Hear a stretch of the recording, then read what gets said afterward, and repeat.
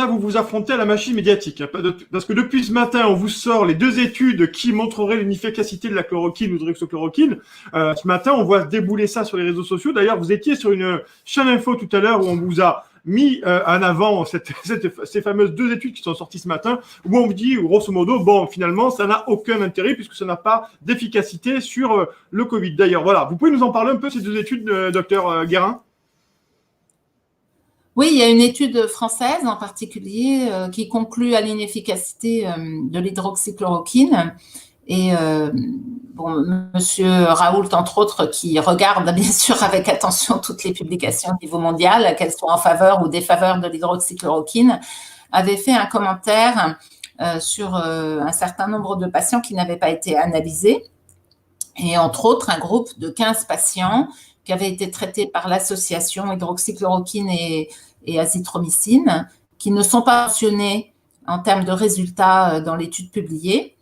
Et heureusement, il a interpellé les auteurs de cette publication et on a eu l'information que ces 15 patients traités par l'association, aucun n'était décédé et n'avait de complications majeures. Donc, ça, c'est très interpellant, hein, bien sûr. Et sur la chaîne aussi, sur laquelle effectivement vous avez pu me voir tout à l'heure,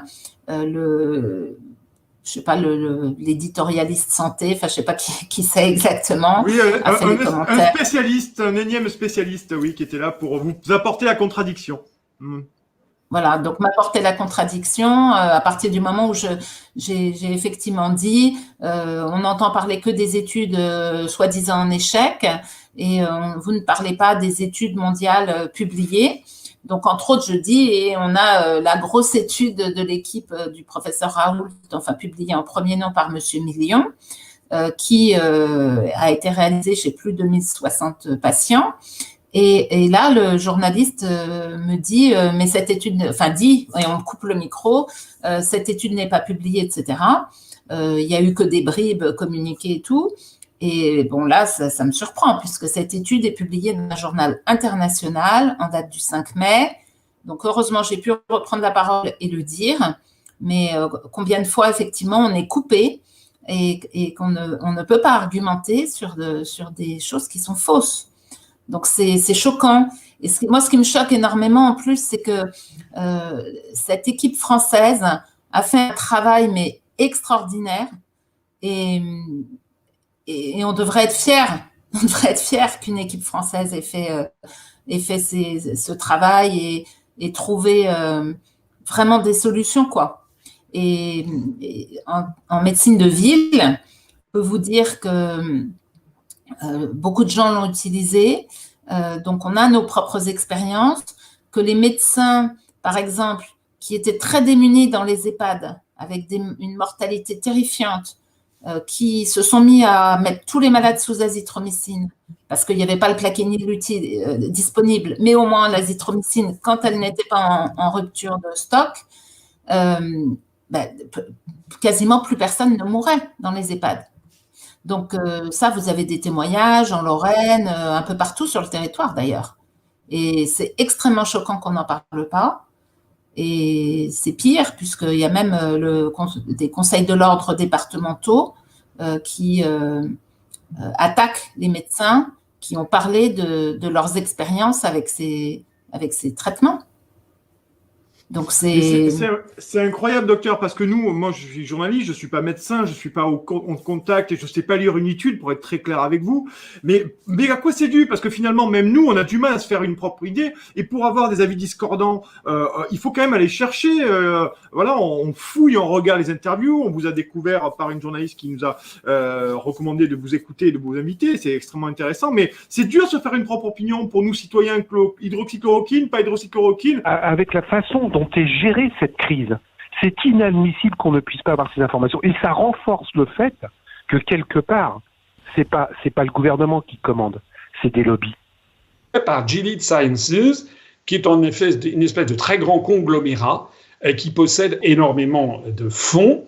Et si vous vous renseignez, vous découvrirez que c'est une entreprise pharmaceutique américaine qu'on pourrait assimiler à Big Pharma, qui a notamment des contacts dans de nombreux médias, qui a une activité de lobbying extrêmement importante, notamment, dit-on, chez une des opposantes numéro 1 au professeur Raoult.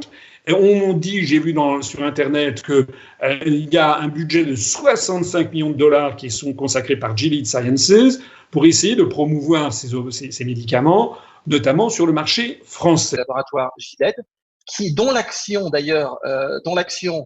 évolue très rapidement selon les nouvelles sur l'hydroxychloroquine. C'est tout à fait intéressant de le constater. Quand Donald Trump a parlé d'hydroxychloroquine, leur action s'est effondrée. Et c'est le laboratoire de très loin qui a le plus à gagner si l'hydroxychloroquine est réputée non efficace. Gilead a gagné énormément d'argent depuis le début du Covid, bien que le cours de l'action soit modulé par le fait que l'on communique sur le fait qu'il y ait des traitements alternatifs pour la chloroquine, ou que l'OMS décide que le Remdesivir est le grand traitement. On voit l'action monter. La pression que fait monsieur Bill Gates, qui met ses milliards partout pour corrompre et les autorités sanitaires, vous trouvez quand même normal que monsieur Bill Gates finance 14% du budget des 4,5 milliards de l'OMS? Au sommet, il y a corruption. De l'OMS, quand même, Organisation mondiale de la santé. Mais ils n'en sont pas à un coup d'essai. Enfin, j'ai analysé le curriculum vitae des 34 membres de la commission de l'OMS. Ça suffit, quoi. Ce sont tous les lobbyistes dans chaque État qui sont membres de cette commission. Nous redonnerons à la recherche hospitalière son indépendance vis-à-vis des agences régionales de santé et des cartels pharmaceutiques. Nous allons engager des poursuites judiciaires, si nécessaire, contre les officines, les sociétés de désinformation qui orchestreraient à l'avenir des grandes pandémies, des grandes peurs collectives à des fins d'extorsion de fonds publics. Si vous voyez ce que je veux dire.